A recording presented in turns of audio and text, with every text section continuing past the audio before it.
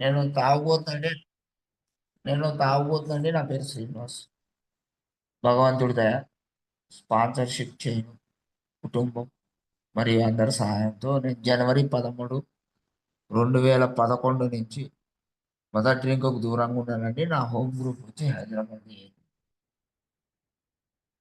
ముందుగా Telugu recovery online ఏఏ meeting group బాధ్యులందరికీ నా కృతజ్ఞతలండి. ఎందుకంటే వాళ్ళు నన్ను ఇవాళ భయాలనే విషయం పైన నా అనుభవాన్ని పంచుకోవాల్సిందిగా కోరారు. ఇవాళ నేను ఏదైతే షేర్ చేస్తానో నేను ఒక అధికృత ప్రవక్తగా నేనేమి షేర్ చేయట్లేదండి. ఇది కేవలం నా అనుభవం మాత్రమే నేను పంచుకుంటున్నాను. ఈ అనుభవం నాకు నా జీవితంలో జరిగిన ప్రతి ఒక్క సంఘటన ఆధారితంగా రూపొందింది. అలాగే నా స్పాన్సర్ దగ్గర నుంచి కార్యక్రమం చేయటం వల్ల పొందిన అనుభవం, స్పాన్సీలతో పనిచేసిన అనుభవం, ఫెలోషిప్‌లో విన్న అనుభవాన్ని మాత్రమే నేను పంచుకోగలను. నాకు ఇవాళ ఇచ్చిన విషయం ఏమిటంటేనండి భయాలు. ఈ నా జీవితం మొత్తం కూడా చిన్నప్పటి నుంచి ఆల్కహాలిక్స్ అనానమస్‌కి వచ్చేదాకా. ఆల్కహాలిక్స్ అనానమస్‌కి వచ్చిన తర్వాత కూడా చాలా సంవత్సరాలు నేను చాలా భయంగానే జీవించేవాడిని. ఈ భయాలు నాకు ఎలా ఉండేయంటే,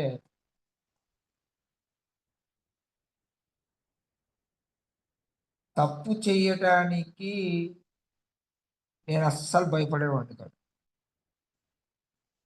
తప్పు చేసిన తర్వాత కూడా నాకు భయం వేసేది కాదు.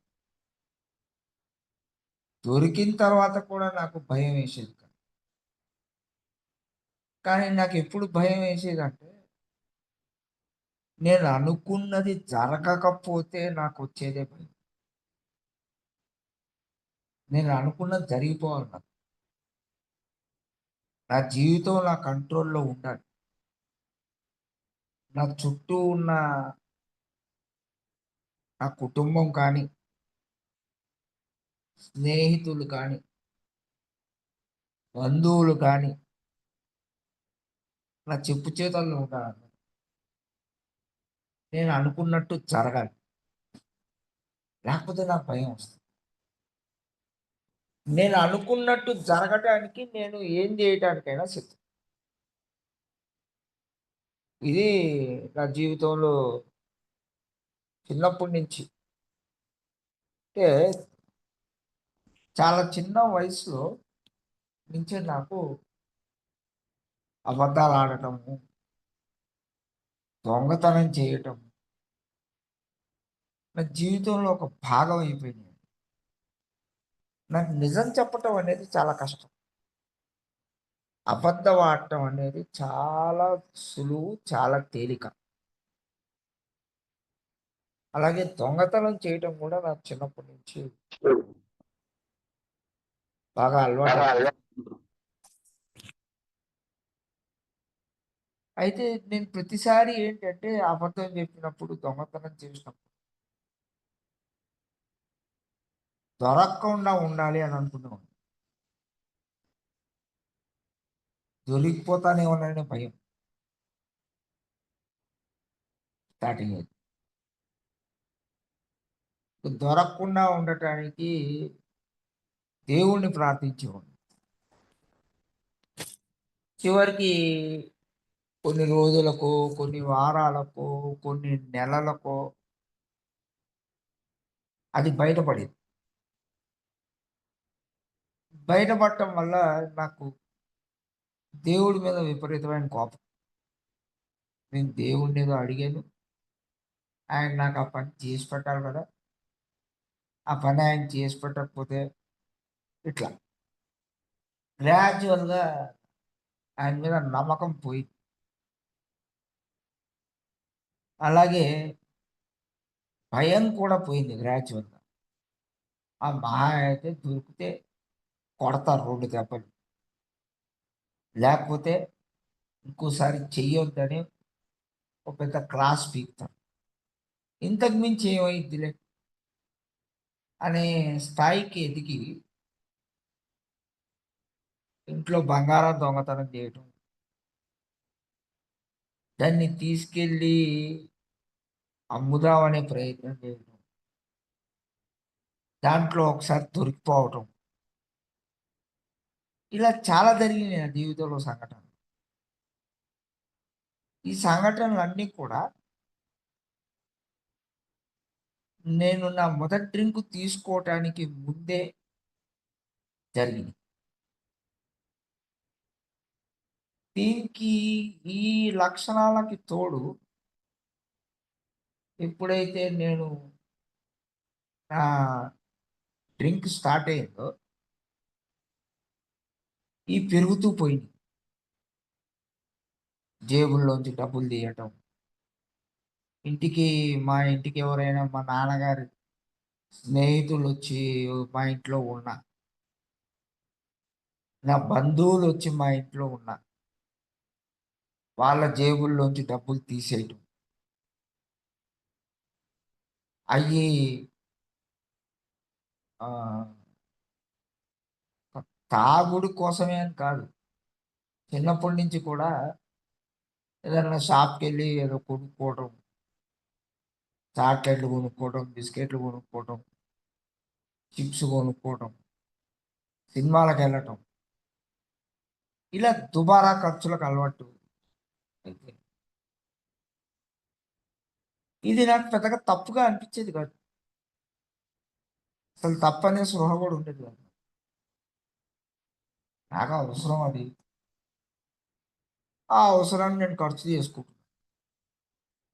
అంటే ఇంట్లో మా అమ్మ, నాన్నని అడగాలనో, అడిగితే తీసుకోవాలని ఇది అసలు లేనే లేదు. ఏది దొరికితే అది తీసుకోవటం, ఏది దొరికితే అది ఎక్కడ పడితే అక్కడ తిరగటం ఇలా. మా హైదరాబాద్ నుంచి సెలవులకి మా ఊరికెళ్ళినప్పుడు ఊర్లో ఉన్న షాప్‌లోకి వెళ్ళటం, అక్కడ నాకు ఏయి కనపడితే అయి లాక్కొని పారిపోవడం.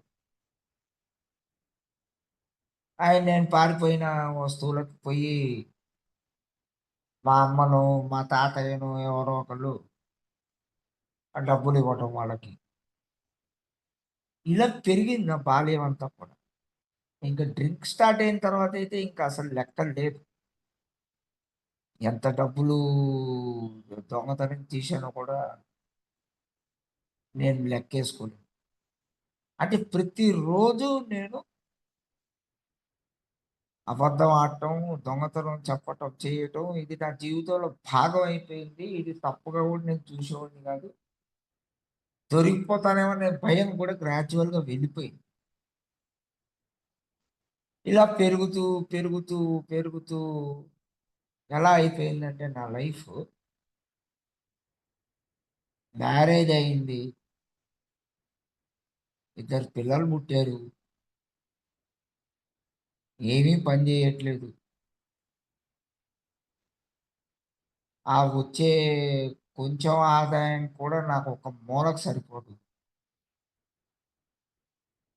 ఇంట్లో చెప్పా పెట్టకుండా మా ఆవిడకి తెలియకుండా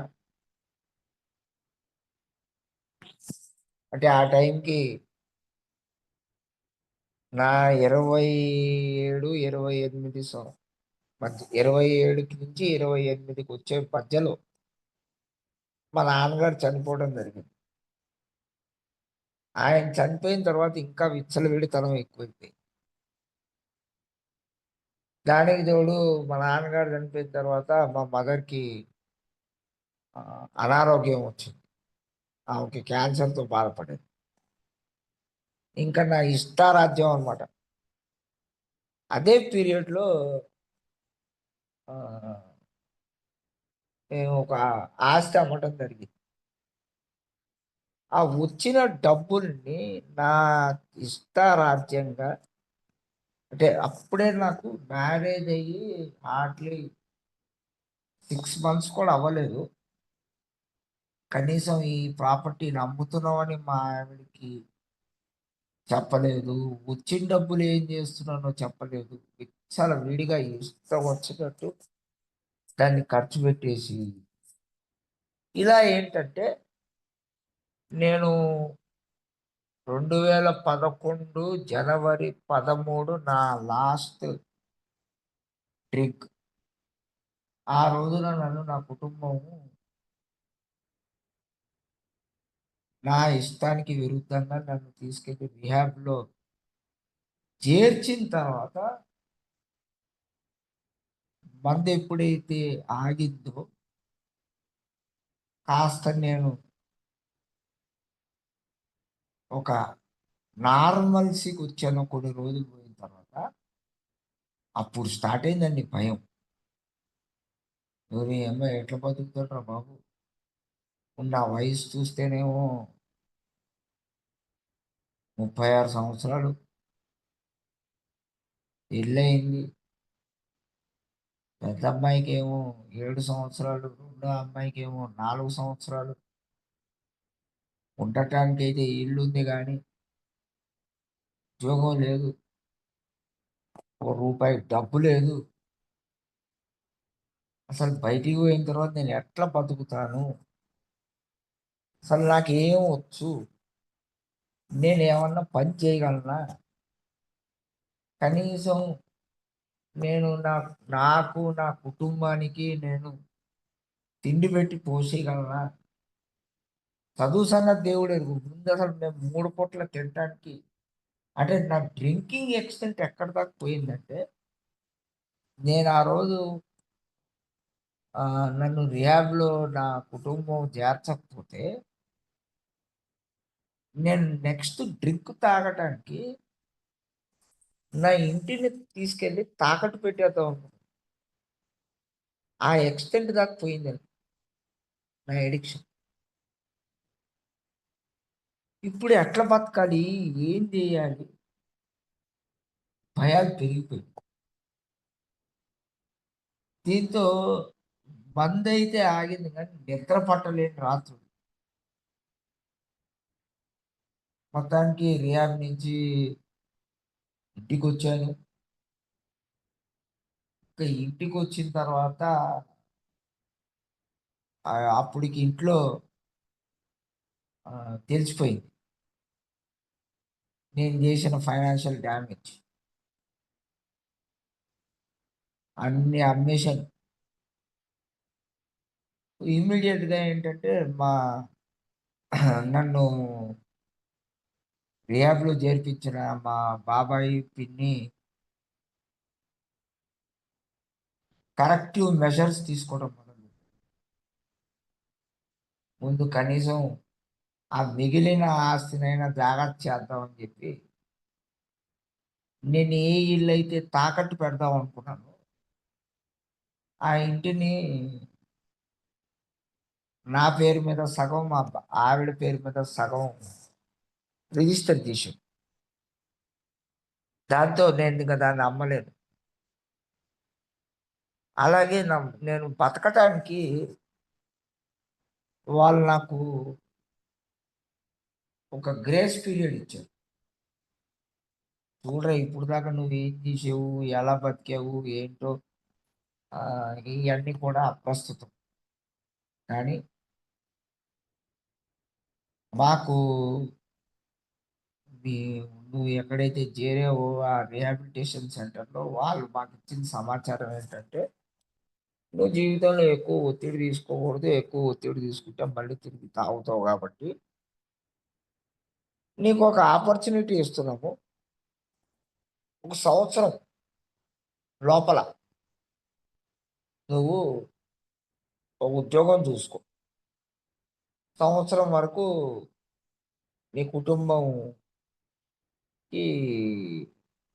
మీరు తినటానికి కావాల్సిన ధనాన్ని మేమిస్తాం నీకు. నీకంటే నీకు కాదు, మీ ఆవిడకి ఇస్తావు, మీ ఆవిడ అకౌంట్లో ఇస్తావు, మీ ఆవిడే ఖర్చు పెట్టింది, నువ్వు దాన్ని ముట్టుకోవడానికి వీల్లేదు. ఇది నీకు ఒక ఆపర్చునిటీ నీ లైఫ్ని సరి చేసుకోవడానికి. నాకు విపరీతమైన దుఃఖం, బాధ. అసలు ఆ ఇంట్లో ఉండాలి అంటే ఒక రకంగా నాకు ఏదో పెనం మీద ఉన్నట్టు ఉండేది. ఎందుకంటే నేను నా కుటుంబాన్ని ఫేస్ చేయలేకపోయేవాడిని, నేను చేసిన డ్యామేజెస్ వల్ల. దానికి తోడు చదువు అర్ధాంతరంగా అయిపోయింది నాది. నా దగ్గర ఏమి వర్క్ చేసిన అనుభవం లేదు, స్కిల్స్ ఏమీ లేవు. ఇప్పుడు నాకు ఎవడిస్తాడు ఉద్యోగం?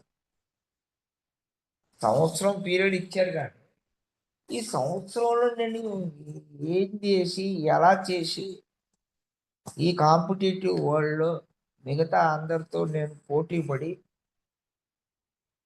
ఎట్లా బతకాలి, ఎలా నా కుటుంబాన్ని పోషించుకోవాలి? నా పిల్లలకు చూస్తే చాలా చిన్న పిల్లలు. దానికి తోడు ఇంకో సైడ్ నుంచి మా ఆవిడేమో ఉన్న ఆస్తంతా తగలేసావు, విలువైన అన్ని అమ్మేశావు, నీ విలాసాలకి నీ జలసాలకు ఖర్చు పెట్టుకున్నావు, మరి మా సంగతి ఏంటి? ఎట్లా పెళ్ళిళ్ళు చేస్తావు వీళ్ళకి? ముందు పెళ్ళిళ్ళ సంగతి దేవుడు ఎదుగు, వీళ్ళిద్దరికి చదువు ఎట్లా చెప్పిస్తాం?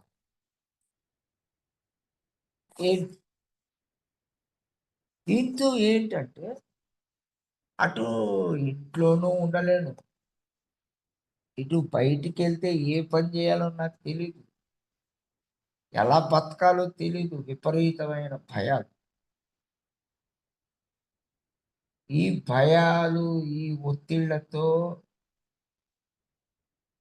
మళ్ళీ తాగుడు వైపు వెళ్ళకుండా నేను ఆ మొదటి రోజుల్లో నేను గడిపాను అంటే అది కేవలం దేవుడి దయ. ఎందుకంటే రోజు మీటింగ్కి వెళ్ళేవాడిని కానీ ఆ మీటింగ్లో కూడా నేను స్థిమితంగా కూర్చొని ఏదో చాలా కన్ఫ్యూజ్డ్ స్టేట్ ఆఫ్ మైండ్లో, చాలా గందరగోళంలో. ఆ మీటింగ్లో కూడా ఒక రకమైన ప్రార్థన, ఒరే బాబు నాకు ఇవాళ షేరింగ్కి పిలవబాకట్రా, నేనేమి మాట్లాడలేను. ఎందుకంటే నాకు నా జీవితంలో ఏం జరుగుతుందో నేను నిజాయితీగా ఇంకొకరితో పంచుకోలేని స్థితి. అంత ఆ రకంగా ఉండేది నా లైఫ్.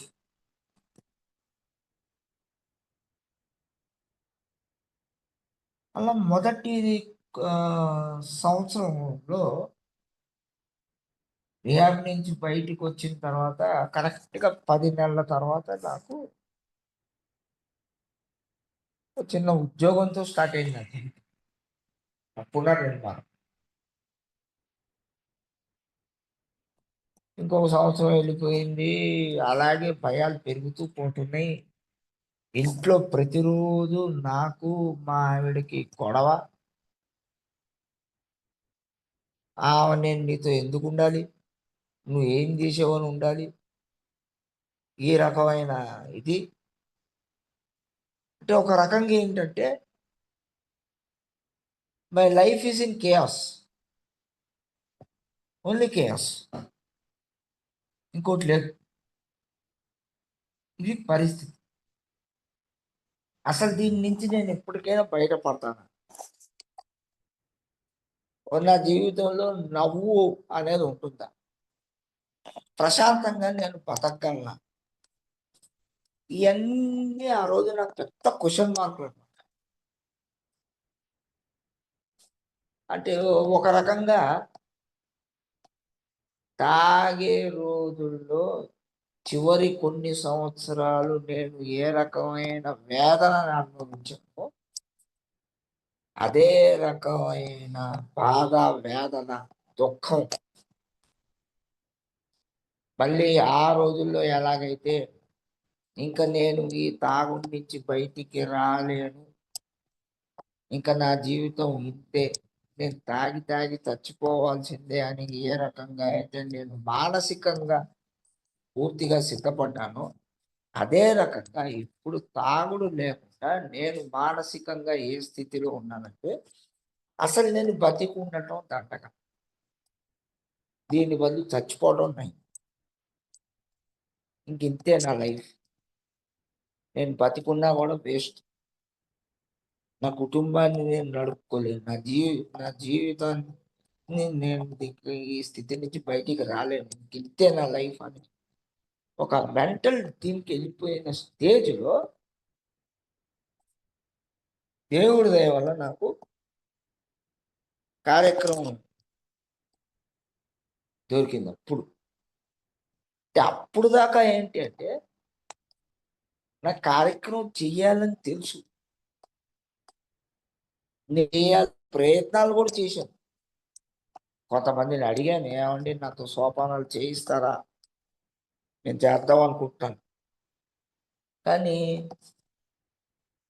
నాకు వచ్చిన సమాధానాలు ఏంటంటే, మేము చేయలేదు, నీతో చేపియలేము, మేము చేసాము కానీ మా దగ్గర సమయం లేదు. ఇటువంటి సమయంలో నన్ను నా స్పాన్సర్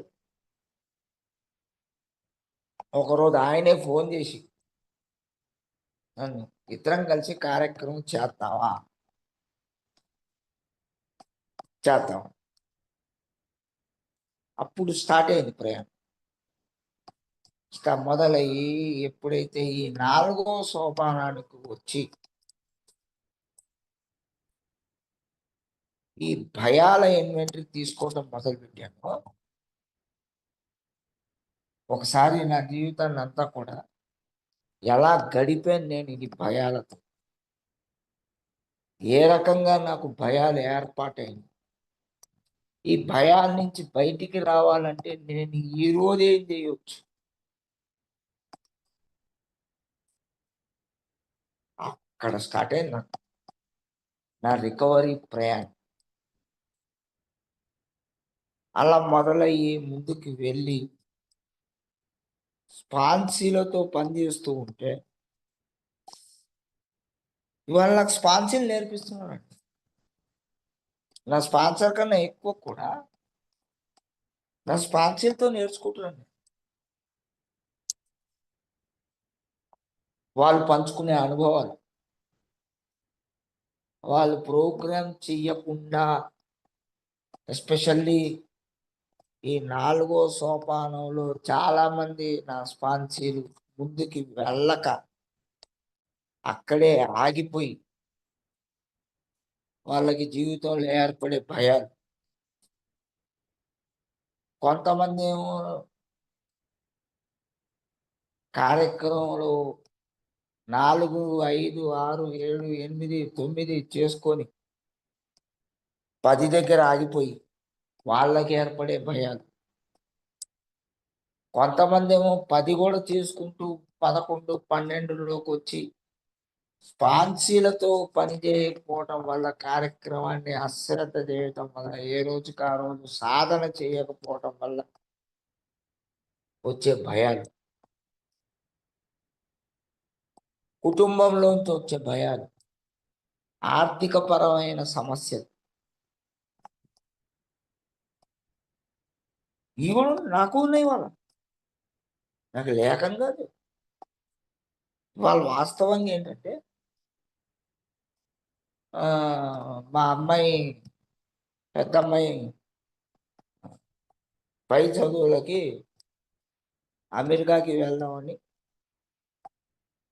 డిసైడ్ అయ్యి తను యూనివర్సిటీలకన్నీ అప్లై చేసి దాంట్లో సీట్లు వచ్చి ఓ 40 నుంచి 50 లక్షల రూపాయలు నేను ఇవాళ ఆమె గురించి అప్పు చేయాలి బ్యాంకు నుంచి. అదేమి చిన్న మొత్తం ఏం కాదు, చాలా పెద్ద మొత్తం. దానికి తోడు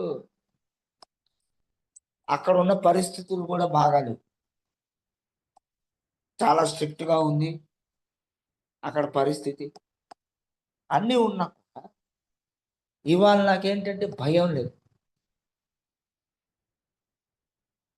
మనం జేయాల్సింది మనం జేత్తాం. మన ప్రయత్నం మనం జేత్తాం. మిగతాది పైవాడి ఇచ్చ. ఎందుకంటే నా జీవితంలో నేను చూసుకుంటే ఈ 2011 నుంచి నా ఈ ప్రయాణం ఇవాల్టి దాకా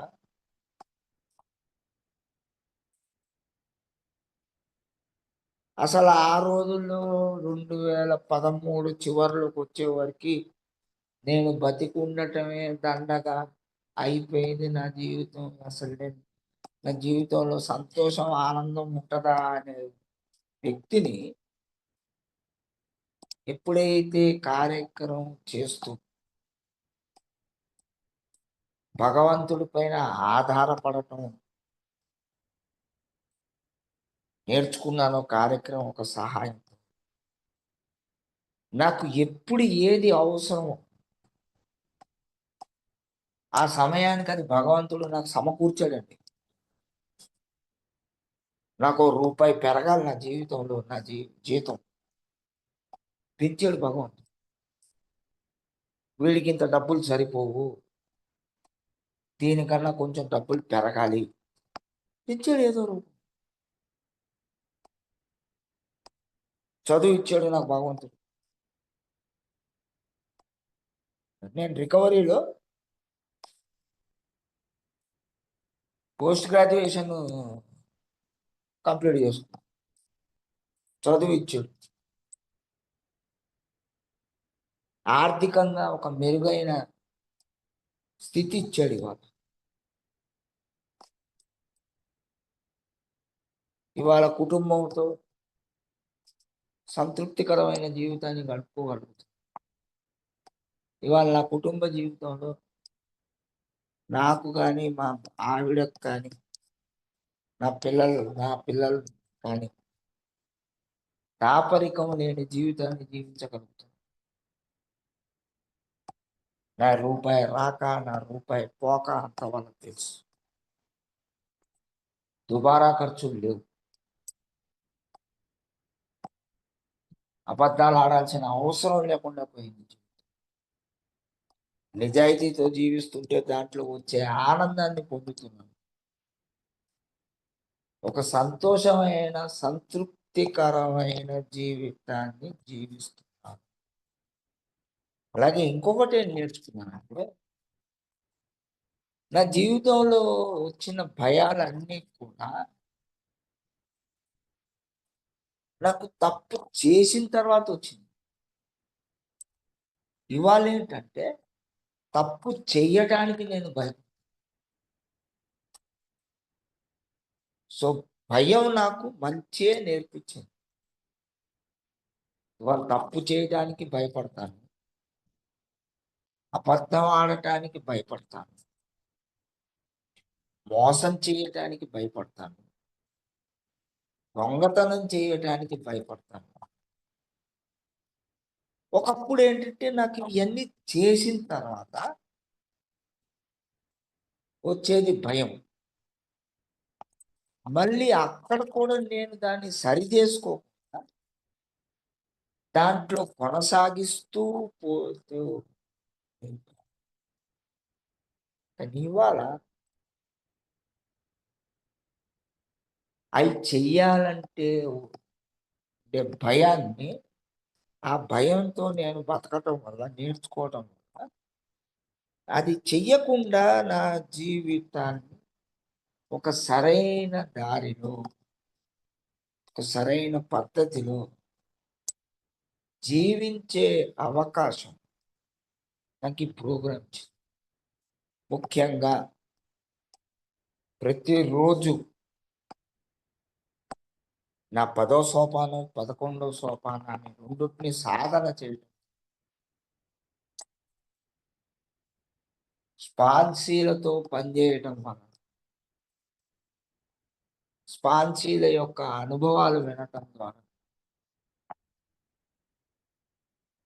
ఇది నా జీవితంలో భాగమైంది. వాళ్ళని తీసుకొచ్చి దారిలో పెడుతున్నాం. ఒరే చెయ్యకపోతే నీకేమైందిరా అని నాకు నేర్పిస్తుంది. దానివల్ల నేను అది చేసే పని చాలా ఆనందంగా, సంతోషంగా చేస్తున్నాను. ఒక సంతృప్తికరమైన మనిషిగా జీవిస్తున్నాను. ఒక చిన్న ఉదాహరణ చెప్పి నా షేరింగ్‌ని ముగిస్తాను. 2011కి ముందు నాకు బీపీ లేదు.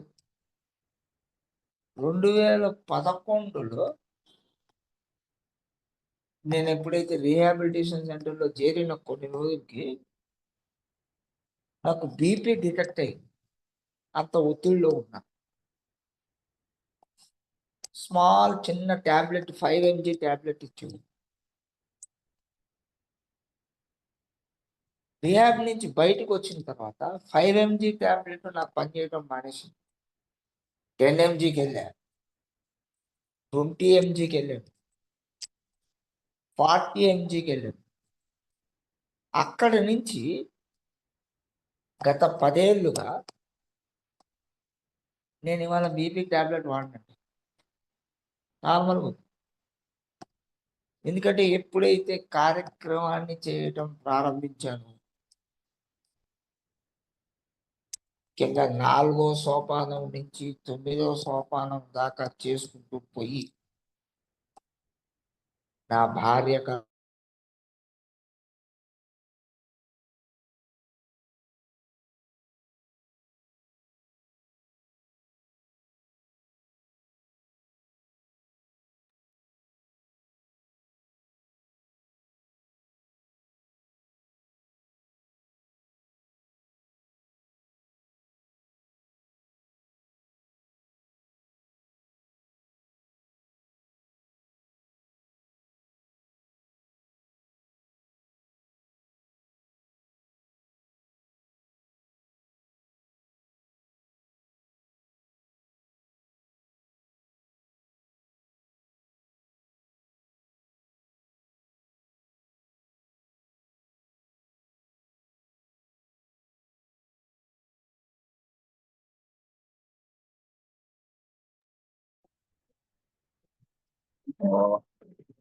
బహుశా